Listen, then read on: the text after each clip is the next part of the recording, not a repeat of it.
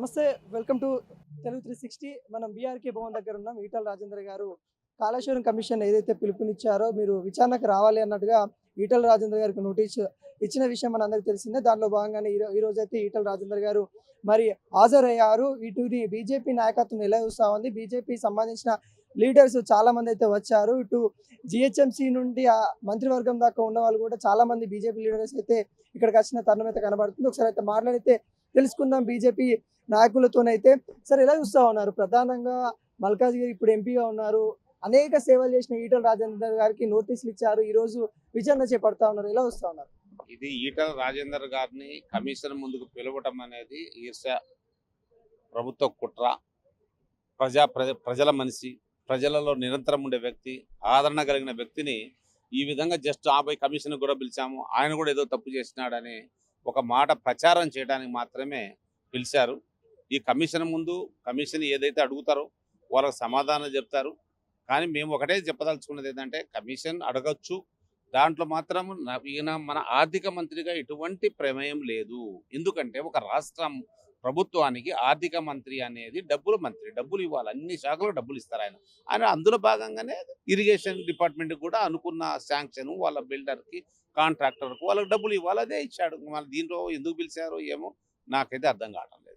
అంటే మనం చూసుకున్నట్లయితే మొన్న ధర్నా చౌక్ కవిత గారు కూడా ధర్నా చేసుకుంటూ ఈటల రాజేందర్ కూడా కొంత విన్నపం చేసినట్టు కూడా మాట్లాడింది. ఈటల రాజేందర్ గారు మీరు కేంద్రానికి లేఖ రాయాలి అన్నట్టు కూడా, పర్మిషన్ కోసం కేంద్ర గవర్నమెంట్ ఇచ్చాయి మనకి, ఇక్కడ రాష్ట్ర గవర్నమెంట్ మన మీద తప్పుడు ఆరోపణ చేస్తా ఉన్నట్టుగా కవిత గారు పేర్కొన్నారు. అలా నిజం ఎంత ఉందంట? ఇది 100కి 100 పాళ్ళు. ఇది ఏమైతుందంటే ఇది కుట్రే భాగమే. ఎందుకంటే నిధులు కేంద్ర ప్రభుత్వం ఇచ్చింది, ప్రభుత్వం నడిపించారు, ఆర్థిక మంత్రిని పిలవటము, అది ఒక టెండర్ పిలిచారు. అంత పెద్ద కాళేశ్వరం ప్రాజెక్టు కట్టినారు అంటే అది డెఫినెట్గా మరి ఖర్చు అవుతుంది, ఇవన్నీ ఉంటాయి. మరి దానికి అవినీతి అనేది పూర్తిగా లోతుకుపోయిన తర్వాత ఇన్వెస్టిగేషన్ జరిగితేనే తెలుస్తుంది. కానీ ఇప్పుడు ఈ కమిషన్ ముందుకు పిలిచింది మాత్రమైతే ఈటల రాజేందర్ గారి ఎటువంటి ప్రమేయం లేదు, ఎటువంటి తప్పు లేదు. ఈయన ప్రజానాయకుడు, ప్రజలలో నిరంతరం ఉంటాడు. ఏమైనా దేశంలో ఈ రోజు వరకు నరేంద్ర మోదీ తర్వాత 24 గంటలు పనిచేసే ఏకైక ఈటల రాజేందర్ గారు. ఈయన మీద ఒక మచ్చ తీసుకురావాలా, కమిషన్ ముందర కూడా ఈయన కూడా ఒక నిర్దోషిగా నిలబడ్డాడనేది. కానీ ఇక్కడ ఇటువంటి నిర్దోషి నిలబెట్టడానికి కానీ వాళ్ళ కమిషన్ ఏది అడిగితే క్లియర్గా ఉంటుంది, క్లియర్ క్రిస్టల్గా ఉంటుందని నేను భావిస్తున్నాను. హరీష్ రావు గారు, ఈటల గారు వాళ్ళిద్దరు కలిశారు అన్నట్టు కూడా చెప్తారు. నిజం ఉంది అందులో? వాళ్ళు కలిసి మాట్లాడుకొని విచారణకి వెళ్తా ఉన్నారు అన్నట్టు కూడా కొంతవరకు వస్తా ఉంది. అందులో ఇంతవరకు వస్తూ ఉన్నారు. నాకు తెలిసినంత వరకు అయితే అది కరెక్ట్ కాదు. ఎందుకంటే రాజకీయ నాయకులను కొన్నప్పుడు ఎన్నో సందర్భాలలో పెళ్ళిళ్ళు కానీ ఇంకొక దాంట్లో కానీ రకరకాలుగానే కలుస్తారు. కలిసినంత మాత్రాన ఇదే మాట్లాడుకున్నారు, ఇదే చేస్తున్నారు అనేది మాత్రం జస్ట్ ఒక అపోహ మాత్రమే నేను భావిస్తున్నాను. అంతకుమించి ఇంకేం లేదు దీంట్లో. అంటే ఈ విచారణ తర్వాత బీఆర్ఎస్కి ఏమన్నా ఇబ్బంది అయ్యే తరుణాలు వస్తున్నాయి అనుకోవచ్చా? దీంట్లో బీఆర్ఎస్ ఇబ్బంది ఏముంటుందండి? ఒక ప్రభుత్వం జరిగిన తర్వాత ఇంకొకరు వచ్చేసి దాని మీద ఎంక్వైరీ చేయడానికి చేస్తారు. ఇప్పుడు మొన్నటిదాకా ఇంతకుముందు బీఆర్ఎస్ కన్నా కూడా ముందు ప్రభుత్వాలు ఉన్నాయి, వాటి మీద బీఆర్ఎస్లు చేశారు. బీఆర్ఎస్ ప్రభుత్వం మీద ఇప్పుడు కాంగ్రెస్ చేస్తుంది. ఇప్పుడు కాంగ్రెస్ చేసినవన్నీ కూడా రేపు ఇంకొక ప్రభుత్వం వచ్చినా కూడా తేవడానికి ఉంటుంది. ఇది బావులో నీళ్ళు తవ్వినట్టే తవ్వుతూనే ఉంటుంది. ఇవన్నీ కూడా సమస్యలు అప్పటికప్పటికి విచారణలో తేలుతాయి. నిజం అంటే ఈరోజు ఏదైతే ఈటల గారు వెళ్తా ఉన్నారో, తను నిజాలు బయట పెడితే బీఆర్ఎస్ వాళ్ళు ప్రముఖులు అరెస్ట్ అవుతారు అన్నట్టు కూడా వదంతులు వస్తా ఉన్నాయి. ఎలా వస్తాను? దీంట్లో మా పార్లమెంట్ సభ్యులు ఒకరి మీద చెప్పడానికి కాదు, అటువంటి మనిషి కాదు. ఒకరి మీద ఆయన ఏదో చిట్టా ఓపెన్ చేస్తే ఇది కాదు. ఆయన అడిగిన దానికి ఆయన సమాధానం చెప్తారని మేము భావిస్తున్నాం. ఎందుకంటే ఆయన ఒక సర్వీసులో ఆయన అనుభవం ఉన్న నాయకుడు.